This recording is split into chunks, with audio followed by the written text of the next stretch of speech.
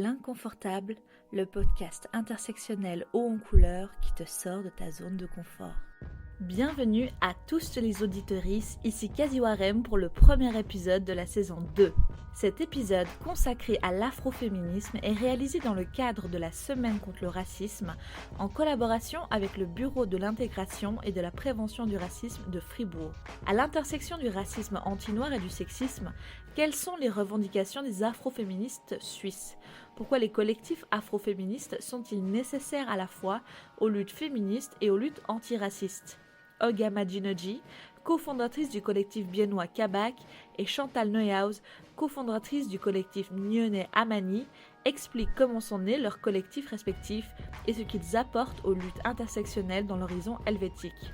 Comme d'habitude, je commence cet épisode en demandant à mes invités si elles se situent sur le plan racial et si oui, comment. Pour rappel, on utilise ici les termes de race et de personnes racisées au sens strictement sociologique, en référence au processus de racisation dont font l'objet les personnes non blanches sur la base de leur couleur de peau, de la nature de leurs cheveux ou encore de leurs caractéristiques physiques ethnotypiques. Je rappelle donc que la race au sens biologique n'a évidemment quant à elle aucune pertinence puisqu'il n'existe pas de race humaine.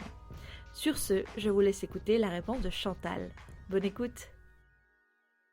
Ma maman est noire, d'origine malienne, elle est née au Mali, et mon père est blanc, suisse. Et donc je suis, comme on dit généralement, une personne métisse, mais je suis pas tout à fait d'accord avec ce terme et je suis pas très à l'aise avec. Je trouve que ça veut pas dire grand chose au final, et que c'est un peu péjoratif, il y a une connotation péjorative, donc ça me plaît moyennement. Les enfants parfois disent que je pourrais être brune, ça me va bien aussi, mais je trouve important de... voilà, je suis obligée de me situer à ce niveau-là, parce que j'ai une partie noire, je vis le racisme, je subis le racisme, mais comme j'ai aussi une partie blanche, j'ai certains privilèges qui me sont accordés aussi. Voilà, c'est plus ou moins par là que je me situe. Ok, et toi Olga ? Alors moi je me considère comme noire. Je me situe aussi sur le plan du genre, donc en tant que femme noire. Et ce que j'aimerais dire aussi par rapport au fait que je me considère comme noire, c'est que c'est une réalité que j'ai découvert aussi quand je suis arrivée en Suisse. C'est-à-dire que c'est la première fois où j'ai pris conscience en fait du fait d'être noire, parce qu'avant je vivais au Tchad, donc avec toute ma famille, et je suis arrivée à l'âge de 5 ans en Suisse. Et là c'est la première fois du coup qu'on m'a fait comprendre en fait que j'étais différente. Donc avant ça, pour moi, j'étais juste moi-même. Après, c'est un fait parce que voilà, je suis noire, je pense que ça se voit.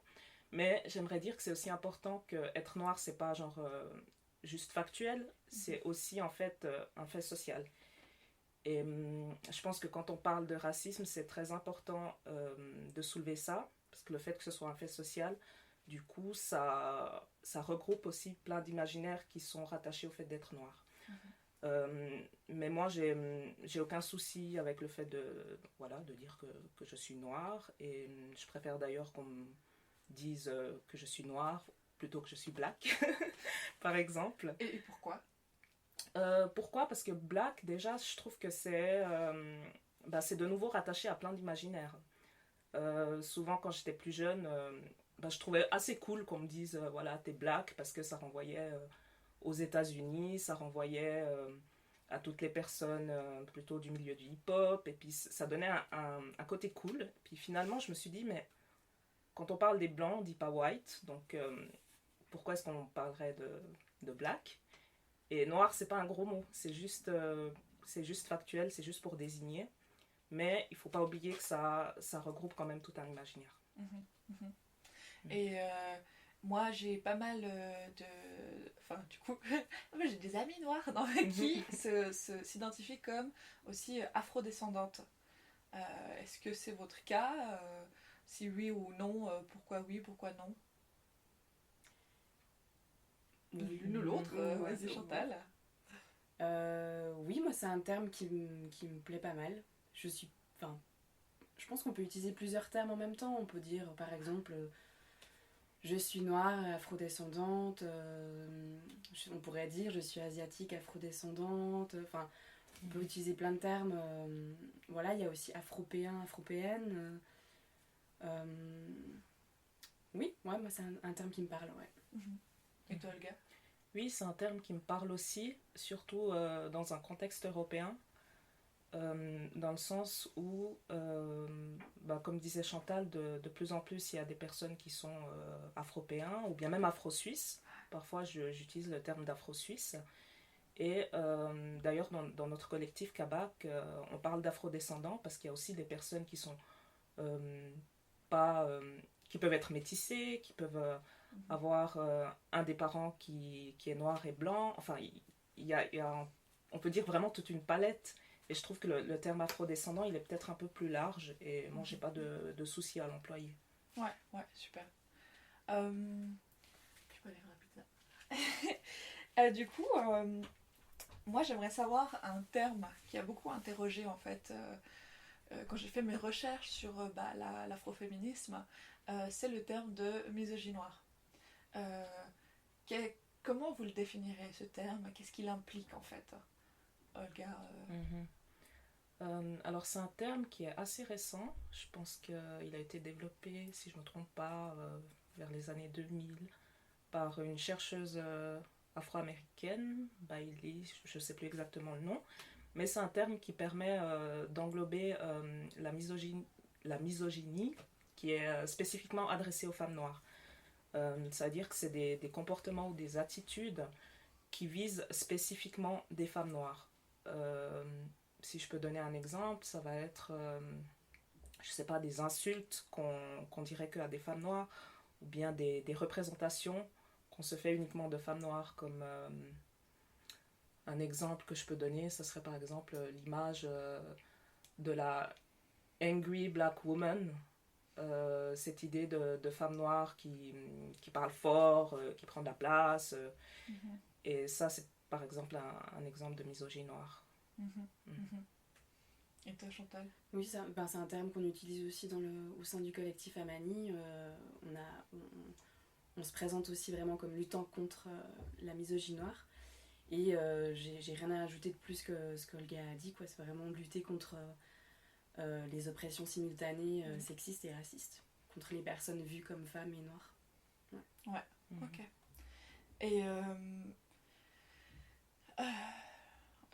juste, je pense à ma question, mais du coup, comment se manifestent les discriminations dirigées en particulier contre les femmes noires?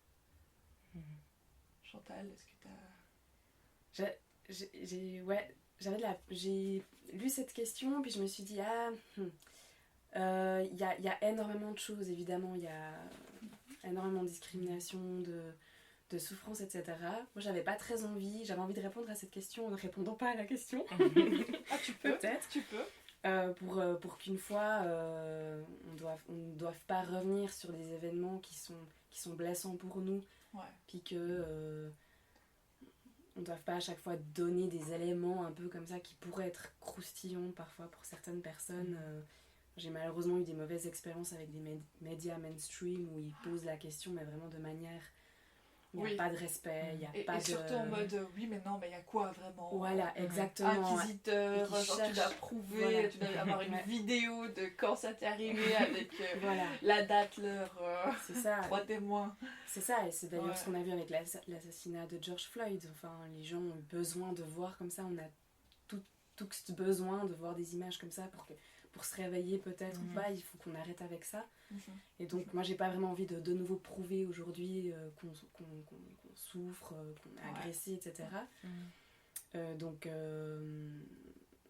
voilà, ça existe. Je sais très bien que ça existe. J'ai pas besoin qu'on me valide dans ce vécu-là, que quelqu'un me le valide. J'ai plutôt envie que les personnes blanches réfléchissent à ça en fait. Qu'est-ce qu'elles peuvent faire, vu qu'on est dans un contexte de semaine contre le racisme, qu'est-ce qu'elles peuvent faire pour changer ça. Ouais, super. Et Olga? Alors oui, c'est vrai que moi ça me parle beaucoup ce que dit Chantal, parce que c'est vrai que de revenir à chaque fois sur des événements traumatisants, c'est épuisant. Mais ce que je peux dire, c'est que ouais, par rapport aux expériences souvent qu'on vit en tant que femme noire, c'est ce croisement entre le racisme et puis le sexisme de manière générale. Et si vraiment, vraiment les personnes veulent des exemples, il y en a eu un récemment, quand il y a un journal en Suisse alémanique, je ne sais plus si c'était la Luzerner Zeitung, qui avait titré en lien avec la directrice de l'EMC, en première page, en nommant cette femme de grand-mère.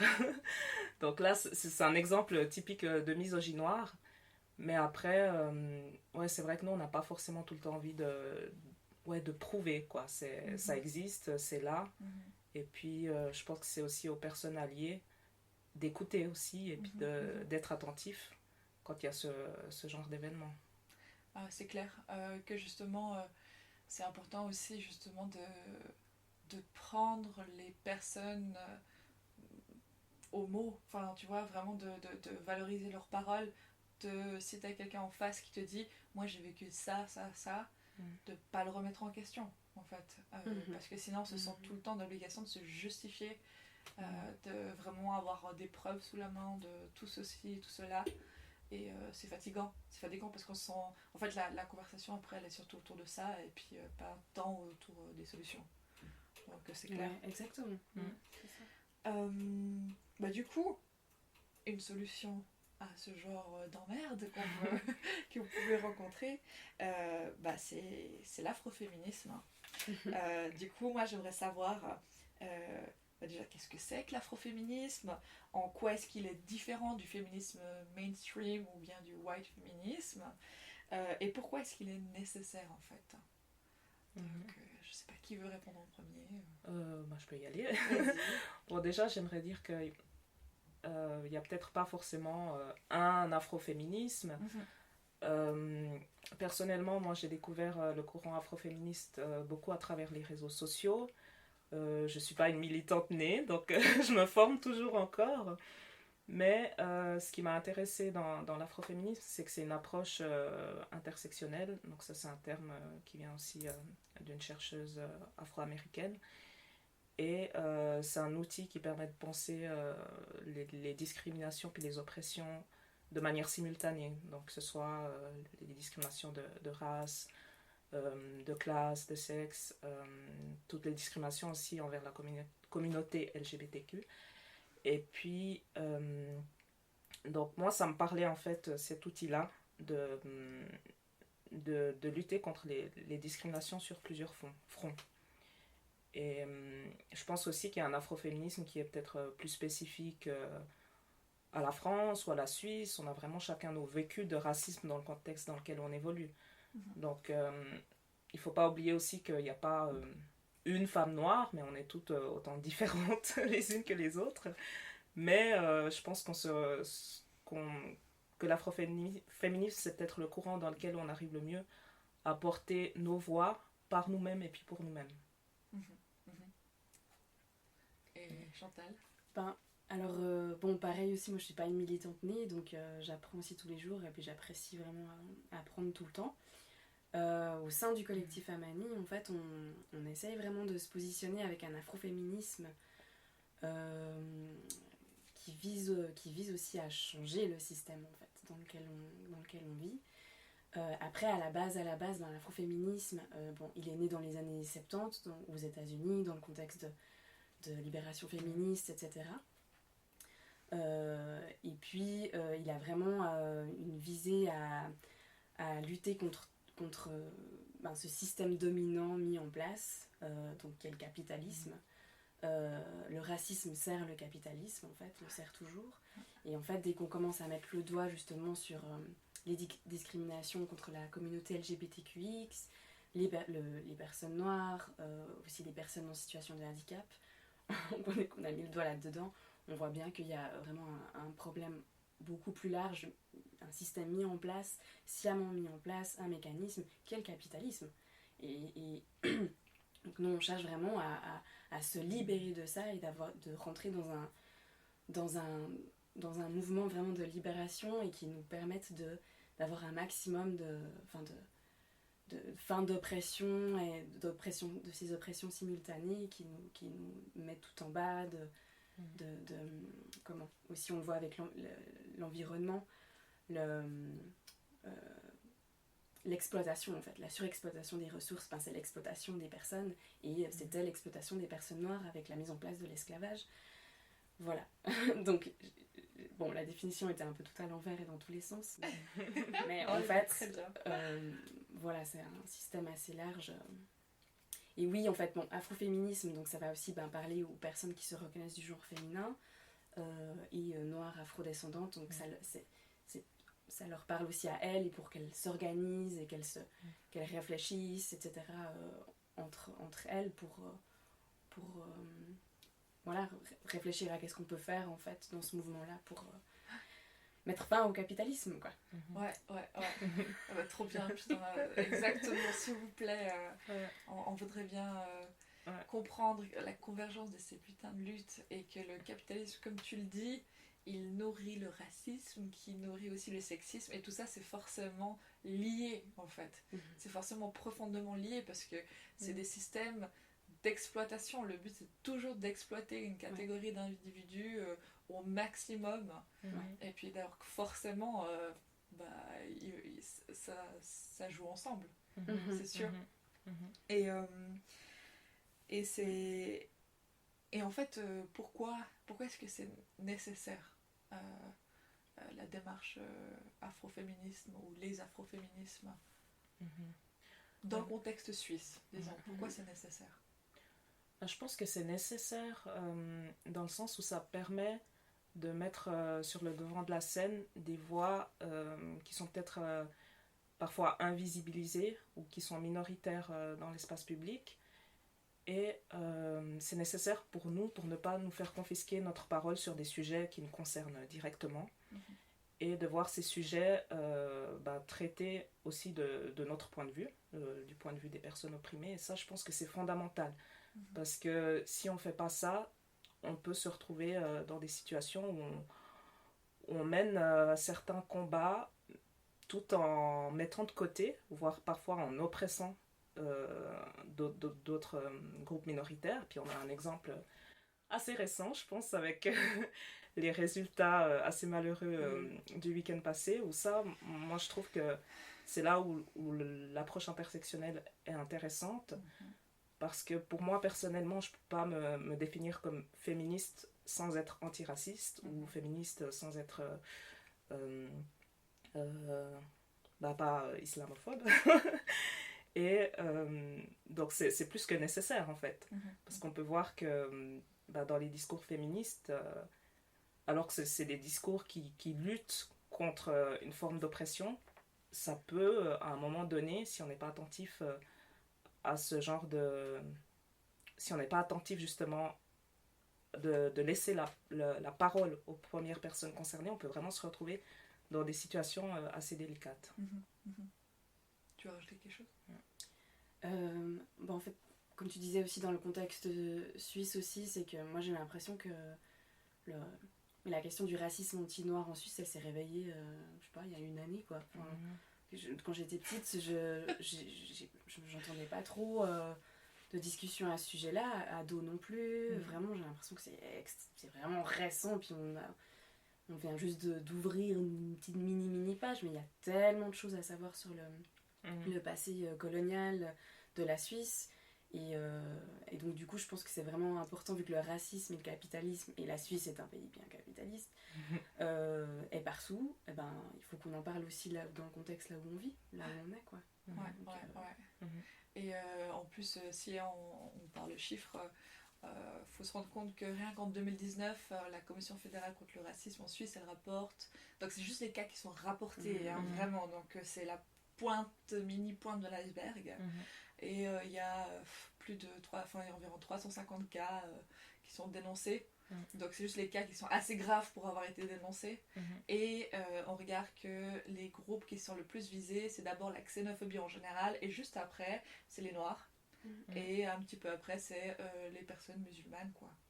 Du coup on voit qu'il y a un racisme anti-noir qui est en fait fort en Suisse, très clairement. Et à nouveau la Suisse, se targuent souvent de ne pas avoir eu de passé colonial, mais quand on creuse un peu, on se rend compte qu'elle a quand même bien profité de bien des manières, et puis que, mine de rien, on a quand même des colonies qui ne sont pas appelées des colonies, mais comme Sétif, comme Nova Fribourg, ou bien des endroits comme ça, où on dit non, on est allé, il n'y avait personne, il n'y avait pas personne.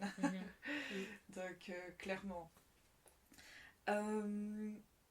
Ensuite, justement, je voudrais savoir, du coup, en fait, j'aimerais bien que vous présentiez chacune vos collectifs, qui sont super de ce que j'ai vu sur vos pages. Et du coup, j'aimerais bien savoir, disons, on commence par Olga. Est-ce que tu peux me dire déjà quel est ton collectif et rapidement comment il a vu le jour, et puis finalement, c'est quoi les revendications de ton collectif? Alors, le collectif, il s'appelle le collectif Kabak. C'est pour collectif afroféministe. Les 2 B, c'est pour Bilbienne, comme on est bilingue. Et ensuite, en allemand, AK, Afrofeministisches Kollektiv. Désolée pour l'allemand. Donc, c'est un collectif qui est né l'année dernière, dans le cadre d'une soirée afroféministe qui avait été organisée au Nouveau Musée Bienne. Et cette soirée afroféministe, en fait, elle prenait cadre dans une exposition sur le genre. Et autour de cette exposition, il y avait donc cette soirée qui s'intitulait Quelle place pour les femmes noires dans l'histoire biennoise. Et j'avais eu l'occasion de modérer cette soirée afroféministe, dont Amani était d'ailleurs également invitée pour présenter un livre sur l'histoire de femmes noires à Bienne. Et j'ai été frappée lors de cette soirée de voir toutes ces femmes noires à Bienne finalement, qui étaient là, avec qui on a pu échanger, mais aussi un public pas forcément noir. Et ça m'a tellement fait du bien de me dire, mais en fait, je vis pas toutes ces expériences toute seule de mon côté. C'était des thématiques qui m'intéressaient moi déjà de base au sein du collectif, par exemple de la grève des femmes, dont j'ai pas fait partie, mais où j'ai assisté à la grève féministe du 14 juin 2019, aux assises qui ont eu lieu à Bienne, et puis je me suis rendu compte que finalement je me sentais un peu seule en tant que femme noire. Et quand il y a eu cette soirée au Nouveau Musée Bienne, le fait de pouvoir échanger avec plein d'autres femmes noires, on s'est dit mais ça serait bien de mettre quelque chose un peu plus sur le long terme. Et il y en a beaucoup que je connaissais déjà avant, avec qui on échangeait déjà beaucoup sur ce genre de sujet-là, mais on avait vraiment envie de mettre quelque chose de plus sur le long terme, et puis d'avoir aussi un espace où se retrouver chacune pour pouvoir déjà déposer des expériences qui sont parfois assez lourdes, et d'avoir un espace pour nous, déjà ça, et puis dans un deuxième temps de se dire qu'est-ce qu'on fait maintenant par rapport à ça. Et donc là ça va faire en juillet bientôt une année qu'on se réunit régulièrement, une fois par mois. Et actuellement, on est une vingtaine de membres, donc ça fait plaisir. Et ouais, voilà. Trop cool. Et toi, Chantal? Alors, le collectif afroféministe à Nyon, il est né en fait dans le contexte de la préparation de la grève féministe en 2019. Donc, tout simplement, en fait, nous sommes des personnes qui avons été présentées par l'intermédiaire d'une amie commune. Et en fait, on a commencé à discuter, et puis on s'est aussi rendu compte que dans la préparation de la grève féministe, c'était pas encore tout à fait ça sur les questions d'antiracisme aussi. Et on s'est dit, investir ce champ-là. Et donc voilà, donc maintenant en fait on a un noyau dur de 5-6 personnes, et puis on a une trentaine de personnes sympathisantes. On se réunit surtout en mixité choisie, de genre et de race. Et puis, qu'est-ce que je voulais dire ? En fait, on vise surtout à proposer des espaces de regroupement de discussion, afin de formuler des revendications antiracistes, anticapitalistes, féministes. Mais en fait, comme on est aussi, chaque personne est différente, il y a vraiment plein d'aspects qu'on aimerait apporter et proposer dans le collectif. Donc on appuie aussi beaucoup sur la question du care et du soin de soi et des autres, afin d'avoir vraiment des moments des espaces les plus safe possibles. Et puis des moments où on prend vraiment soin de soi, quoi. Vraiment, c'est hyper capital quand on est un peu tout le temps dans la survie comme ça, d'avoir des moments où on se relégitime et voilà, on prend sa place et on se fait du bien, etc. On aime bien aussi investir l'aspect artistique, voilà, création, etc., pour proposer des choses. Et puis on est aussi, on souhaite être solidaire avec d'autres collectifs, associations féministes. Donc il y a eu pas mal de collaborations à travers d'autres événements, etc.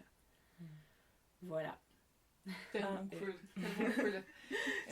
Si je peux rajouter quelque chose, en fait, avant d'avoir cofondé le collectif Kabak, j'étais déjà en lien avec le collectif Amani, parce que je connais Chantal depuis que je suis toute petite. Puis pour l'anecdote, nos mamans se connaissaient, avaient déjà fondé une association de femmes africaines à Bienne. Yes. Et puis, Chantal, elle m'avait aussi rajouté dans le groupe Amani, mais vu que moi, j'habitais pas à Nyon, j'étais à Bienne, j'étais un peu frustrée. Je me disais, mais ça serait bien aussi qu'à Bienne, il y ait quelque chose qui se fasse. Et nous, ça nous tenait à cœur aussi d'avoir un collectif local pour aussi pouvoir réagir quand il y a des choses qui se passent localement. Ouais. Parce que c'est vrai que souvent, les personnes nous disent « Ah, mais en Suisse, il n'y a pas de racisme et tout. » Mais rien qu'à Bienne, on a vécu des trucs. Donc c'était déjà de savoir qu'on n'est pas seul, qu'on peut se retrouver entre nous quand il y a des choses qui se passent, en discuter, avoir aussi, comme disait tout à l'heure Chantal, un espace safe déjà. Ça, moi personnellement, ça m'a fait énormément du bien. Ouais. Après, se retrouver entre nous, c'est bien, mais c'est pas suffisant dans la lutte. Donc nous, on a aussi vraiment ces deux volets. Le côté, voilà, où on se retrouve, où on a besoin de cet espace safe, et puis le côté militant, avec des revendications. Comme on est un collectif tout jeune, on est en construction. Mais on a eu déjà l'occasion de faire pas mal de choses. On a pu participer l'année dernière, malgré le Covid, à la grève féministe, avec une marche, avec un discours. Aussi à Bienne, où il y a eu une grande manifestation le 5 juin dernier, suite aux événements aux États-Unis avec George Floyd. Ouais. Et puis... je dois juste redémarrer la caméra. Pas de souci. Elle s'arrête toutes les 30 minutes. Voilà, vas-y. Et puis, un collectif, c'est aussi beaucoup d'organisation interne. Donc ça, il a fallu déjà entre nous se retrouver, se dire où est-ce qu'on veut aller. Et je disais une chose qui était importante tout à l'heure, c'est que oui, on est des femmes noires, mais on est 20 femmes noires très différentes, avec des centres d'intérêt différents. Et puis, il a fallu se retrouver, constituer un noyau, mettre sur table aussi vraiment nos revendications. Et ça, c'est un travail aussi qu'on a fait aussi en se formant, en s'auto-formant. On a eu la chance l'été passé de suivre des cours en ligne du collectif Moissy, qui est un collectif afroféministe en France, qui nous donnait justement des outils pour savoir comment est-ce qu'on s'organise à l'interne, comment on s'organise par rapport à notre communication, à nos revendications, et ça nous a beaucoup aidé. Donc on est encore dans ce cheminement-là. Et puis à côté, on fait aussi des événements aussi pour nous-mêmes aussi. On a eu en novembre dernier la chance de collaborer avec le projet Noircir Wikipédia, qui sont lancés par deux filles super géniales que j'embrasse au passage, Gala et Yvonne, qui visent à noircir et féminiser Wikipédia. Donc c'est un projet qu'on a fait d'abord pour nous-mêmes, en se basant sur le livre qui est sorti à Will Be Different Every Time, qui est un livre qui raconte l'histoire de femmes noires à Bienne. Et on s'est dit, mais on aimerait bien avoir aussi plus de représentation, justement, de femmes noires qui sont importantes pour nous sur Wikipédia. Donc ça, c'est par exemple un des projets qu'on a entamé. Et puis, plein d'autres projets à venir, mais on en discutera peut-être dans un autre podcast. Mais c'est incroyable. Ça a l'air juste dingue. Ouais. Il y a besoin de ça. Il y a vraiment besoin de ce genre de choses. Ouais. Et est-ce que... après, je sais pas du tout si vos collectifs ont genre un manifeste avec les revendications que vous avez ou non. C'est le cas? Alors nous, pas encore. On s'est constitué en association, donc on a un statut avec les lignes générales. Mais comme je disais, c'est un travail qui est en cours. Ouais. Donc on prévoit aussi de se retrouver pour discuter vraiment plus sur le fond. Et voilà, le militantisme, c'est aussi se remettre en question, c'est aussi voilà, discuter, échanger entre nous. Donc voilà, on est pour le moment à ce stade-là. Et pour Amani? Alors nous, on a une charte en construction. C'est énormément de travail, c'est énormément de discussions, donc c'est super intéressant à faire. Et puis, c'est déjà une charte aussi pour savoir qu'est-ce que nous on aimerait, que le collectif incarne, etc. Et puis aussi un peu qu'est-ce qu'on aimerait respecter entre nous. On a des revendications formulées, bon, c'est pas terminé comme Olga et comme le collectif Kabak, c'est aussi en finalisation de construction. Mais en fait, c'est des revendications au bout de ces revendications, ce qu'on veut, c'est la fin du capitalisme racial, du racisme, du sexisme, etc. Et donc, il y a beaucoup de choses. Il y a des revendications qui passent aussi par... on souhaite aussi vraiment avoir des ateliers pédagogiques pour les enfants, aussi pour les adultes, des espaces de discussion... pour petit à petit s'aimer plus largement, etc. Enfin, moi, ça me fait très plaisir aussi d'entendre que lors de cette soirée à Bienne, ça a été une possibilité pour ce collectif Kabak qui se crée. Et en fait, petit à petit, on ne sait pas jusqu'où ça va aller. Voilà, donc ça passe par là, quoi. Ouais, en espérant donc, que peut-être des fribourgeoises ouvriront un collectif afro-féminin. Ce serait génial, mon Dieu. Et quelle était mon autre question? Justement, moi j'aimerais aussi savoir, tu parlais de capitalisme racial. Est-ce que tu arrives à définir un peu ce que tu veux dire par là? En fait, ce que je voulais dire par là, c'est ce système capitaliste mis en place sur la surexploitation des personnes, mais qui premièrement en fait a visé les personnes noires et l'esclavage en fait. Et qui continue à perdurer en fait via le néocolonialisme. Et donc c'est typiquement l'exemple, voilà, j'en ai marre de parler de ces votations parce que les résultats sont jamais comme j'ai voté, mais l'initiative pour les multinationales responsables, ça visait aussi simplement à respecter davantage le droit des travailleurs, des travailleuses dans des pays... dans d'autres pays pour lesquels on ne voit pas, donc on s'en fiche, donc on va aller déverser nos déchets là-bas, etc. Et ça, c'est ça qu'on aimerait, on aimerait que ça se termine, quoi. On en finisse avec ça, quoi. On ne peut pas être nous confortables ici, quelques personnes à être confortables, une minorité, tout en étant assis sur la majorité, quoi. Et qui sont particulièrement des personnes non blanches. Voilà. 100%. Et c'est pour ça que la lutte, elle doit être solidaire. C'est vrai qu'on mène...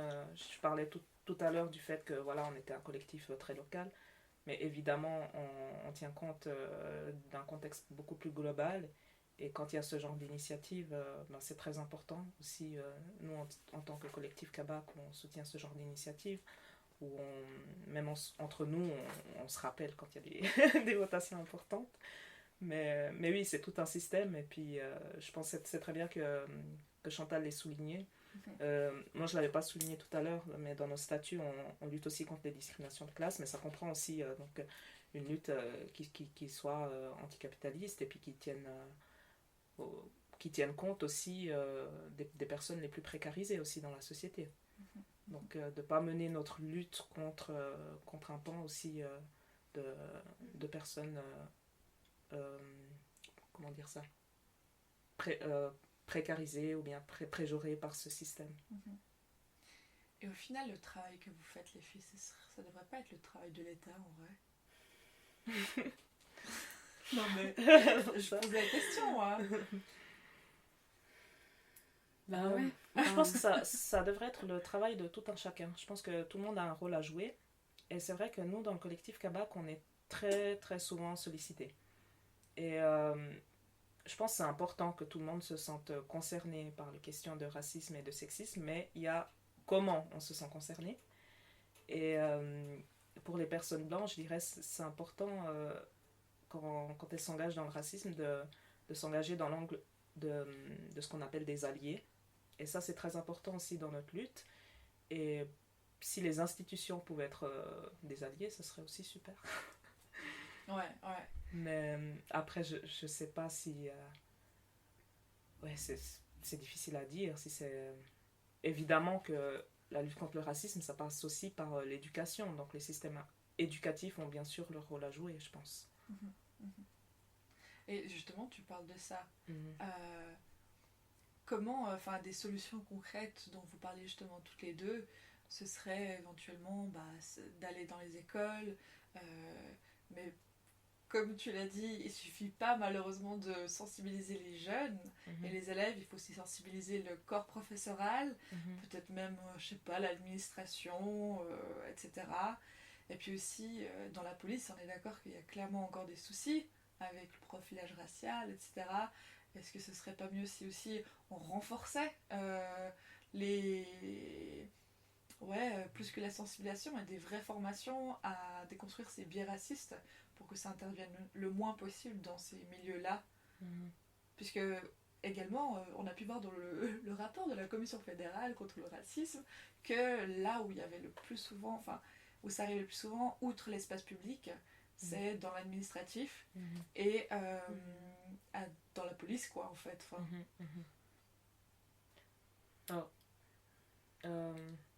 C'est vrai que vu que le racisme, ça c'est très important de le dire, c'est systémique. Donc, il ne faut pas oublier que ça part d'un système et pour changer le système, forcément, je pense que ça passe aussi par les institutions. Que ce soit des institutions comme la police, comme les administrations. Je pense qu'il y a énormément de travail à faire sur tous les plans. Après, j'ai pas de solution là dans l'immédiat, mais je pense qu'effectivement, il faudrait que les institutions s'interrogent en leur sein aussi, ou que ce soit aussi dans des entreprises, dans des écoles, parce que c'est vraiment à tous les niveaux, à mon avis. Bien sûr. Et toi, Chantal ? Moi, je pense que l'État et les institutions devraient être au service des populations, de leur population. Je parle en mon nom, là, je pense que l'État et les institutions sont au service du système capitaliste. Donc ils vont pas tout à coup être, parce que on vient, on leur demandait d'être plus gentils, ils vont pas venir, ils vont pas changer leur façon de faire. Donc c'est vraiment une question, genre, comment faire ? Est-ce qu'on peut refondre depuis la base les États, les institutions, les écoles ? Est-ce que c'est possible ? Je ne sais pas. mais en tout cas, il ne faut pas arrêter. Il ne faut pas arrêter de tenter de s'organiser, d'imaginer d'autres possibilités. Peut-être ça passe aussi par des petites communautés qui s'organisent petit à petit puis qui proposent un autre système d'école, je ne sais pas. Ou un autre système de police, entre guillemets. J'ai pas envie d'utiliser ce terme-là parce que je pense que la police ne va jamais nous aider, mais d'auto-organisation communautaire qui fait que, peut-être si on prend aussi davantage soin les uns des autres, on aura peut-être aussi moins de problèmes de violence dans la rue, etc. Et donc je pense qu'il faut proposer des pistes qui vont dans ce sens-là pour gentiment proposer des alternatives, quoi. Ouais. La révolution plutôt que la réforme. Voilà. Je suis 100% avec toi. Yes. On arrive déjà à la fin de cet épisode. Un grand merci pour votre écoute. On se retrouve tout bientôt pour un nouvel épisode de l'Inconfortable. À bientôt.